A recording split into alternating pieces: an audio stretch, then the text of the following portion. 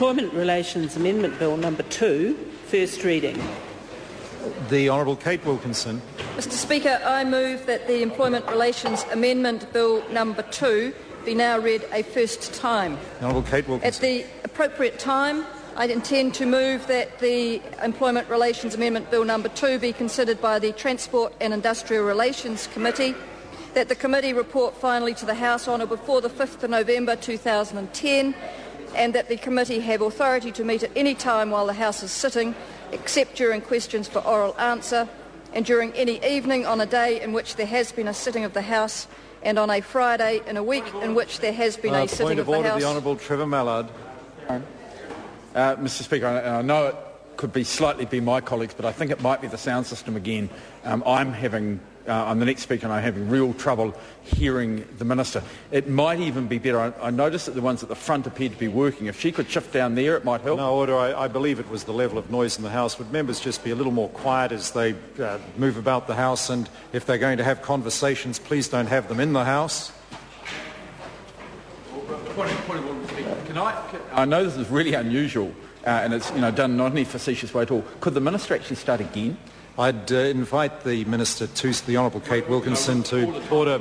I'd invite the Honourable Kate Wilkinson, if she'd like to start her address to the first reading again, because members were making a great deal of noise. Now, I say to members in the House, please do not have conversations in the House. And I'm looking at a pair of members carrying on their conversation, totally ignoring the Speaker. I ask members, if they're going to have conversations, please don't have them in the House, because it was very hard to hear their colleague. The Honourable Kate Wilkinson. Mr Speaker, thank you. At the appropriate time, I intend to move that the Employment Relations Amendment Bill number 2 be considered by the Transport and Industrial Relations Committee, that the committee report finally to the House on or before 5th of November 2010, and that the committee have authority to meet at any time while the House is sitting, except during questions for oral answer, and during any evening on a day in which there has been a sitting of the House, and on a Friday in a week in which there has been a sitting of the House, and to meet outside the Wellington region during a sitting of the House, despite Standing Orders 187, 189A and 191, subclauses B and C. Mr Speaker, the employment reforms contained in this bill are designed to assist New Zealand and New Zealanders as we grow out of the recession. This government is focused on growing a stronger economy and creating more jobs. This bill is about creating opportunities. The changes being debated today are thoughtful, pragmatic, sensible and above all fair. They will help New Zealand's overall productivity and give businesses of all sizes the confidence to seek new opportunities to invest and take on new workers. Shortly after the 2008 election, trial periods for businesses with fewer than 20 employees was introduced. Employers of small and medium-sized businesses gained confidence to hire new employees without the fear of facing a personal grievance claim if the relationship didn't work. This initiative has been successful. An evaluation of the operation of trial periods revealed that 40% of employers who used it said that they would not have or were unlikely to have hired that person without a trial period. Aside from this report, I have received and read positive feedback on this policy. One employer thanked us for introducing the trial period as it allowed them to hire 3 new farm workers, all of whom were unemployed and 2 had criminal records. Without the trial period, these 3 New Zealanders could still be sitting in the dole queue.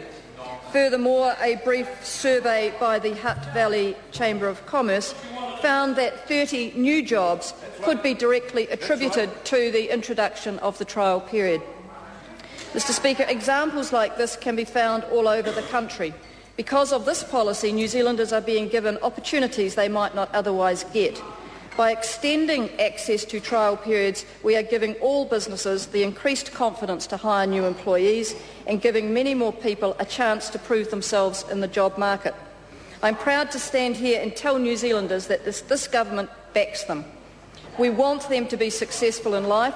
We want them to increase their standard of living and that of their families. We want businesses to flourish and invest in their communities, not be too scared to hire someone out of fear it will derail their business.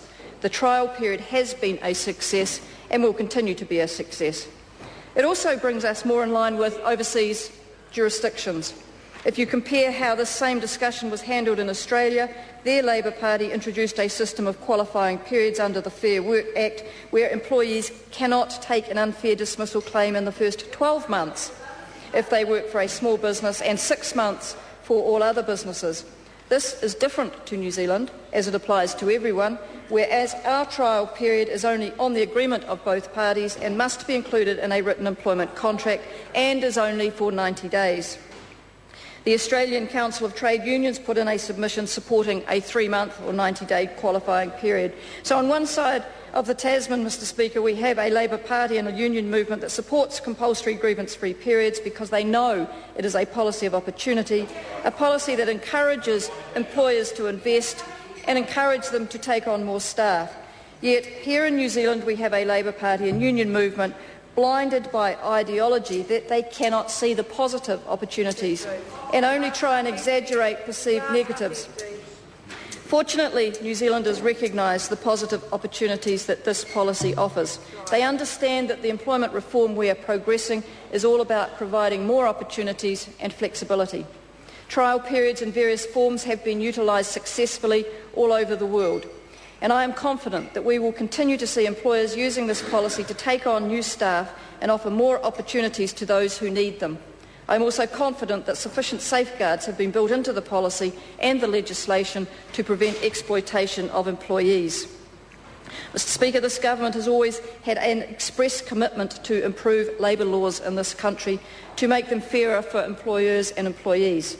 Fixing the personal grievance system is a prime example of a targeted change. Earlier this year I invited submissions on the personal grievance system. There was an overwhelming response.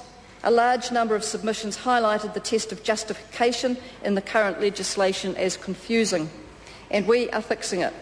We want employers to be assured that minor and technical procedural defects in their processes will not mean that a fundamentally justified decision can be deemed wrong.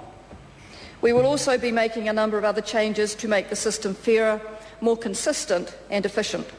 Reinstatement will no longer be the primary remedy in settling personal grievance cases, but remains as an option where practicable and reasonable. When a relationship has broken down for whatever reason, in some situations reinstatement is simply not suitable. Furthermore, the Employment Relations Authority will now have the ability to filter out vexatious and frivolous claims early on. We are focusing on the importance of early resolution by encouraging mediation as the primary instrument to address grievance. To encourage parties to attend mediation first, the authority will be giving priority to cases that have first attempted a mediated resolution. Both employers and employees need certainty in the process, and neither need nor want that process to be drawn out. That, Mr Speaker, is not justice for either party. Mr Speaker, this government was elected on a manifesto that included a commitment to make changes to union access provisions. We will be progressing that election promise. Employers have the right to manage access to their workplace in a reasonable manner. Unions retain the right to access their members as an employer cannot unreasonably withhold consent. For the majority of union members, they will see little or no difference. Where some union representatives have abused the current, very relaxed law, they will no longer be able to. As I have said previously, this is not a widespread problem, but where abuse does occur, it has the potential to cause significant disruption and impact the productivity of a business. Protections for union members are retained by ensuring that consent cannot be unreasonably withheld. Where an employer denies consent but does not provide a written explanation for the grounds for refusal, the employer would then be subject to a penalty action.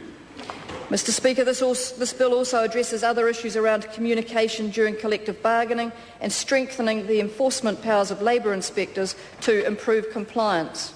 Employment agreements are the cornerstone of employment relationships. All employers will be required to have a written employment agreement.